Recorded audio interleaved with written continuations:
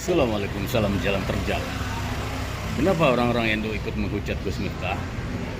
Ini adalah fenomena dan perkembangan menarik. Kenapa? Karena secara sosiokultural orang NU punya kesadaran mistis tersendiri yang membedakan dengan penganut Islam yang lain.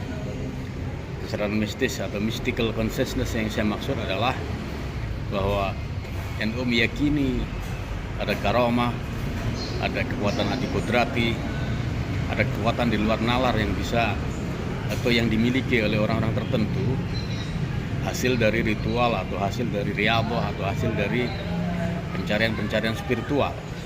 Jadi umumnya orang Indo menerima secara taken for granted kekuatan spiritual, karomah atau yang membentuk kesadaran mistis mereka. Nah, kalau kemudian fenomena Gus Miftah ini menyebabkan ada sebagian dari orang-orang NU, bahkan tokoh-tokoh NU, bahkan kiai-kiai besar dan gus-gus besar yang meragukan atau mempertanyakan tentang kualitas karomah atau kualitas gus dan semacamnya, menurut saya itu agak keluar dari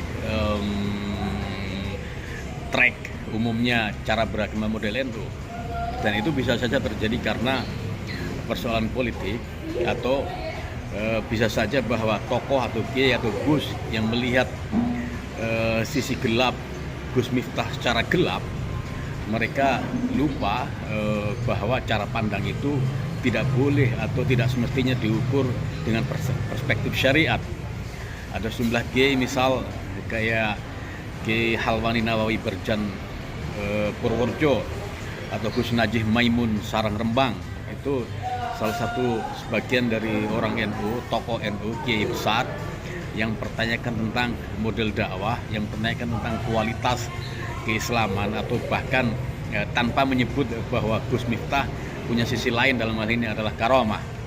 Kemudian yang tidak kalah keras terhadap Gus Miftah ini penyikapannya adalah Kiai Fakhrul Razi, salah satu ketua PBNU sekaligus pengasuh Pondok Pesantren An-Nur Bulu Lawang Malang.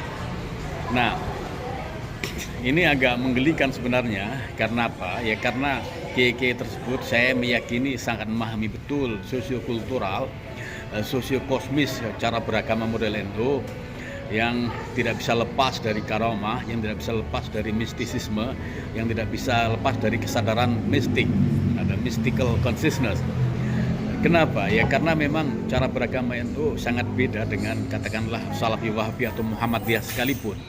Di NU ada tradisi wiridan yang kuat, di NU ada tradisi aneka puasa, puasa Daud, puasa Senin Kemis, puasa Dahar, puasa Dalailul Khairat dan macam-macam itu. Serta di NU biasa ditradisikan dengan banyak aneka sholawat Jibril atau Dalailul Khairat atau bahkan Yasin Fadilah. Nah, ayat-ayat itu kalau dilakukan, diniati dengan mencari ridho Allah untuk riyadhah, untuk tirakat, untuk kekuatan spiritual, efek langsungnya memang bisa dipetik di dunia ini, tidak hanya di akhirat kelak. Jadi dan hasilnya itu bisa karomah, bisa kelebihan-kelebihan, atau dalam bahasa agama disebut dengan khariqul adah, sesuatu yang tidak masuk akal, ya, sesuatu yang secara nalar tidak bisa diterima.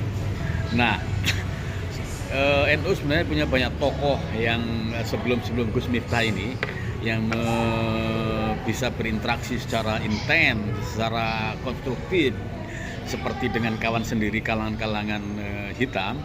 Dulu kita kenal namanya Gusmi, atau bahkan sebelumnya itu Mbah Dalhar, atau bahkan Mbah Lim, ya, Kiai Muslim Rifai Mampuro, Klaten. Jadi saya ini untuk kasus Gus Miftah ini memang anomali, ya saya menyebutnya, ada keganjilan tersendiri.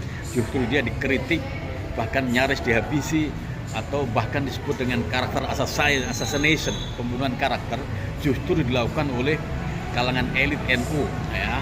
Ada salah satu ketua PBNU, ada kiai besar, bahkan mursyid tarekat di Purworejo, dan juga putranya Kiai Maimun, ya, Najih Maimun Sarang Rembang. Ini agak menggelikan ini. Saya tidak tahu bagaimana mereka tiga tokoh itu melihat perspektif apa yang dijadikan alat ukur sebagai instrumen untuk melihat kelebihan-kelebihan dan karomah-karomahnya Gus Miftah.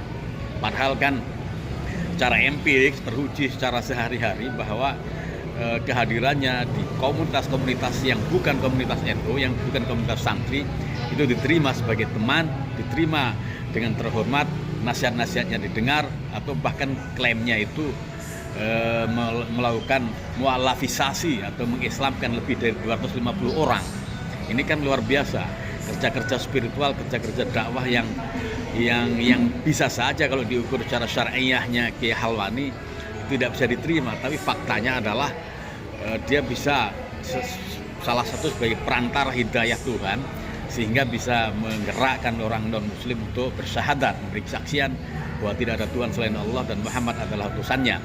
Jadi ya kita lihatlah, kita kembalikan bahwa NU punya tradisi, NU punya kesadaran mistik, NU punya karamah dan semacamnya, dan itu bisa dilihat dari dan diyakini oleh pengikut-pengikut yang cara pandangnya bukan syar'iyah.